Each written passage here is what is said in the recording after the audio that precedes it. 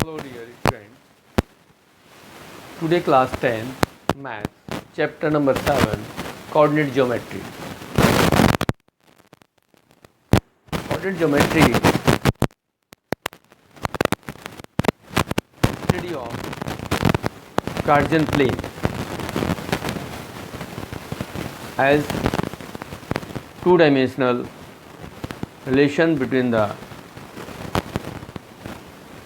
points at x-axis and y-axis. Generally हम कहते हैं कि the position of the point in the Cartesian plane with respect to coordinate axis is represented by the order pair x y. x y की form में हम जब किसी को रिप्रेजेंट करते हैं तो उसमें x और y टू डायमेंशनल वर्क हम करते हैं, एक्स एक्सिस और Y axis, horizontal and vertical. यदि इसी को हम एक्स एक्सिस को रिप्रेजेंट करते हैं तो प्लेन में हमें कहीं कुछ लाइन ड्रॉ करनी होती हैं। प्रीवियस क्लास 9th में हम कुछ ऑलरेडी कर चुके हैं रिलेटेड टू कोऑर्डिनेट ज्योमेट्री। यहाँ हमारे पास यदि हम बात करें कि ये एक्स एक्सिस है या ये लाइन हॉरिजॉन्टल लाइन है, इसको एक्स एक्स डैश कहते हैं।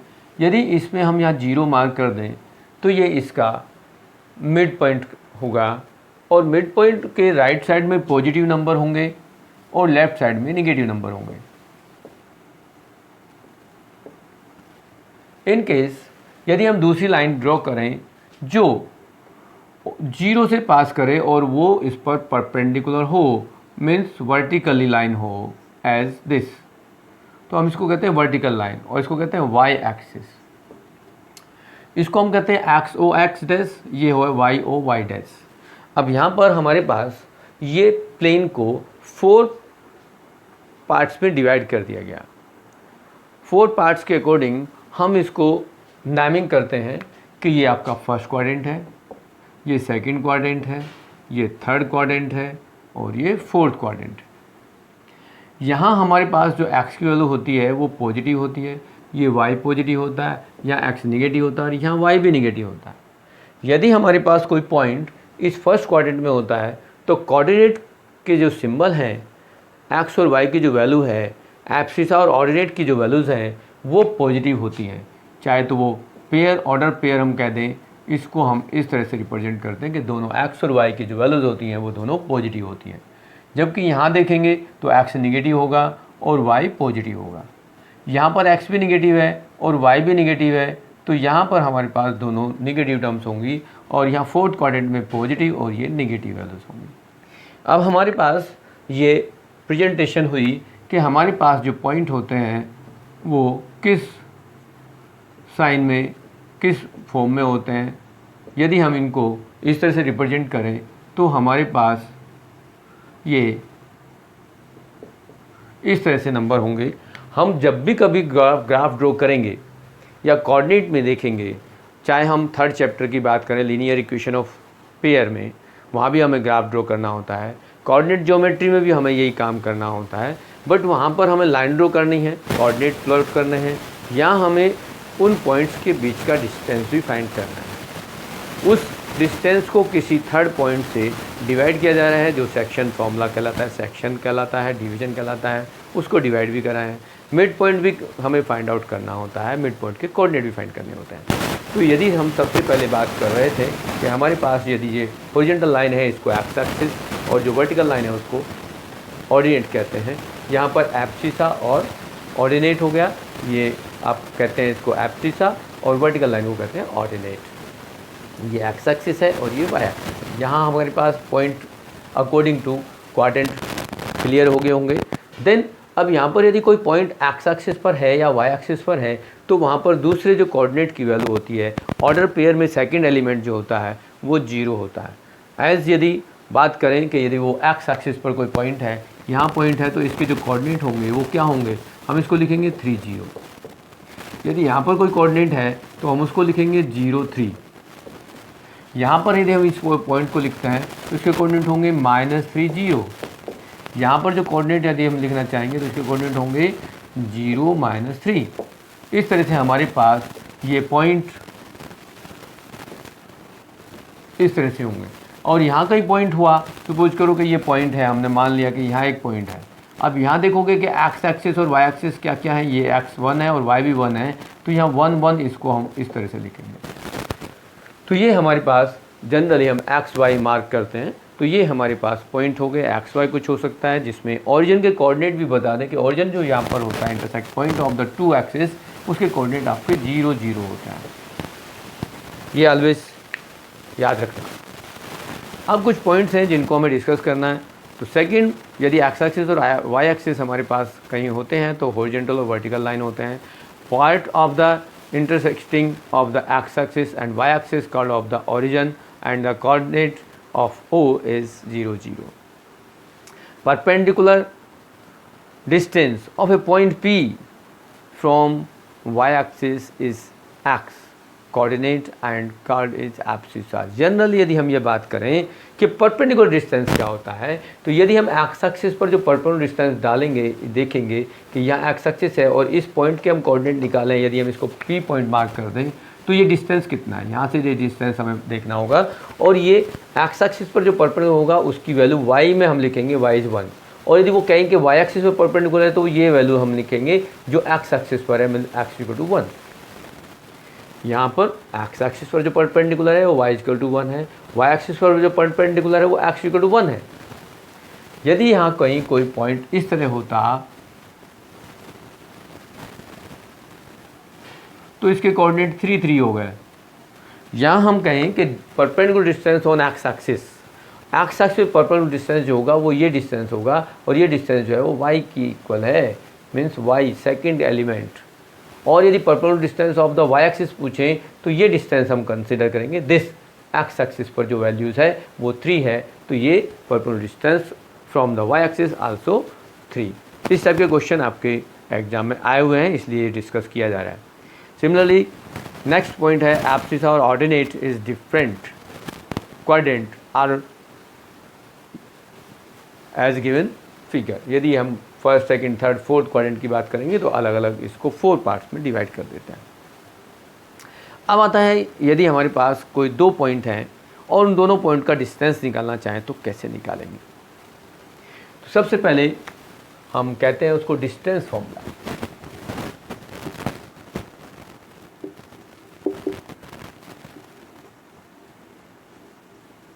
डिस्टेंस फॉर्मूला क्या होगा, यहाँ हम इसको d से रिप्रेजेंट करते हैं और d से रिप्रेजेंट करेंगे तो फॉर्मूला में डायरेक्ट लिख रहा हूँ अभी, लेकिन ये कैसे आया ये भी बताएंगे हम।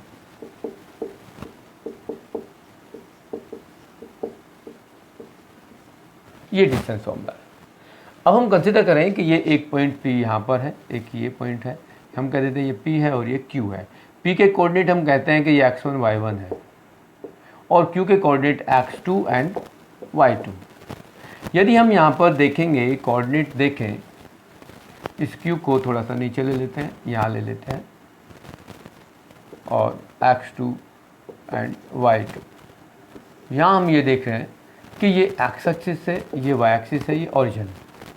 तो यदि ये पॉइंट है हमारे पास P और ये पॉइंट Q है तो यहाँ x एक्सिस पर इसकी वैल्यूज़ क्या है हम देखेंगे, ये x है 1, यहाँ देखेंगे तो ये है x2, यदि यहाँ देखते हैं तो हम देखते हैं y1 और यहाँ देखेंगे तो इसको हम कह देंगे y2।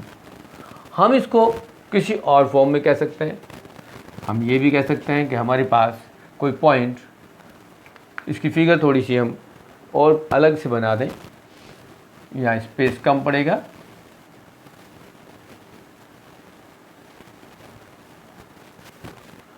एच क्यू यहाँ ले लेते हैं, this one Q, x2 and y2। ये हमने देखा कि ये x2 हो गया, यहाँ देखेंगे कि ये हमें कुछ और मिलेगा तो ये y1 हुआ और इसको कह देंगे y2, यहाँ x1 और x2। अब इन दोनों पॉइंटों के बीच में हमें डिस्टेंस निकालना है as this, P Q value find करनी है। तो पी क्यू को यदि हम यहाँ पर एज ए ट्रायंगल्स डेवलप कर दें, ये एक राइट एंगल ट्रायंगल बन जाएगा, पी क्यू आर यहाँ मार्क कर देता है। तो राइट एंगल ट्रायंगल्स को यूज़ करेंगे हम, और राइट एंगल ट्रायंगल्स में हमें पाइथागोरस थ्योरम यूज़ करनी पड़ेगी।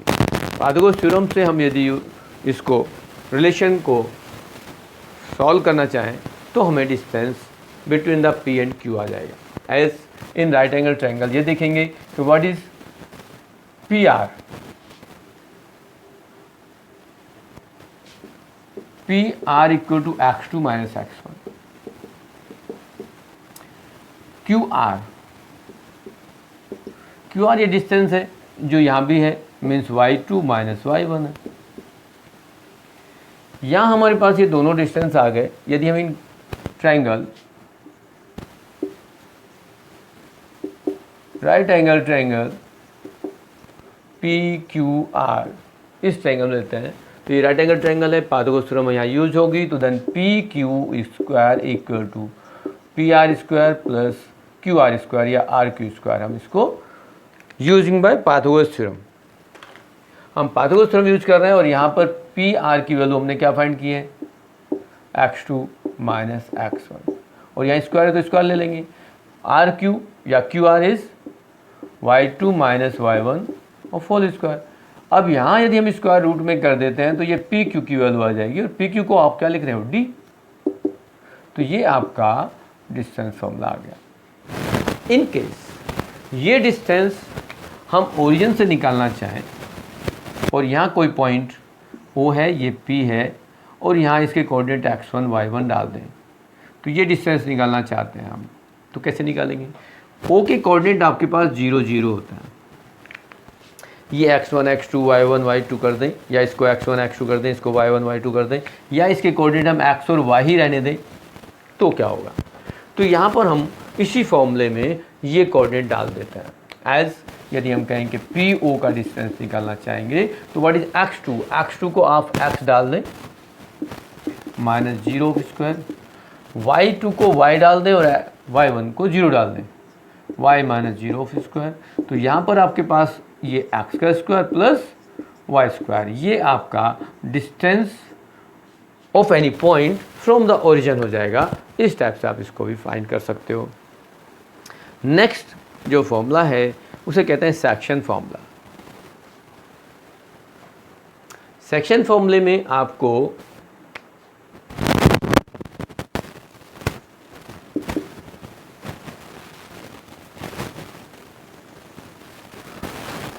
सेक्शन फॉर्मूला,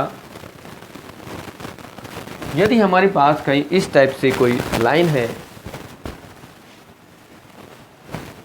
मैं इसको रफ कर देता हूं क्योंकि आपकी स्पेस की कमी होगी, तो हम यहाँ ये P और Q दो कोऑर्डिनेट ले लें जिसमें x एंड y1 हम मार्क करेंगे, इसको हम x2 y2 मार्क करेंगे। यहाँ कोई पॉइंट R ले लेते हैं और R के जो कोऑर्डिनेट हैं वो x y लेते हैं।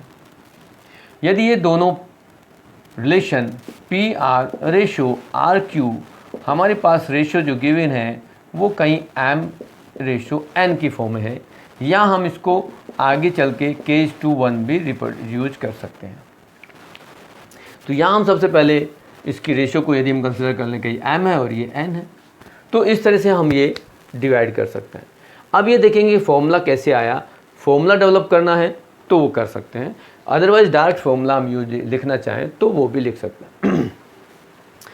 सबसे पहले x, यदि हम ये x r के कोऑर्डिनेट निकालना चाहेंगे तो x इक्वल टू होता है, यहाँ पर हम लेंगे x2 और m, रेशो अपोजिट डायरेक्शन के लेंगे, x2 के साथ m x2 plus n x1 divide by m plus n, और y की वैल्यू जो होगी वो m y2 plus n y1 upon m plus n। In case यदि आप इसकी रेशियो को k/1 लेंगे तो यहाँ x की जो वैल्यू होगी वो k x2 plus x1 divide by k plus 1 लिखेंगे। देन y की वैल्यू को लिखेंगे k y2 plus y1 upon k plus 1। यहाँ पर k जो आएगा वो m अपॉन n को रिप्रेजेंट कर रहा है। रेशियो को रिप्रेजेंट कर रहा है। हम 2 अल्फ़ाबेट बार बार ना लिख के एक अल्फ़ाबेट लिख देते हैं। इस प्रकार हमें यहाँ पर रेशियो यदि फाइंड आउट करनी है तो डायरेक्टली हम इस फॉर्मूले को यूज कर लेते हैं। थर्ड पॉइंट आता है मिड पॉइंट फॉर्मूला। यहाँ मिड पॉइंट फॉर्मूला जो होता है उसको हमें यूज़ करना है कि यदि हमारे पास ये रेशियो m और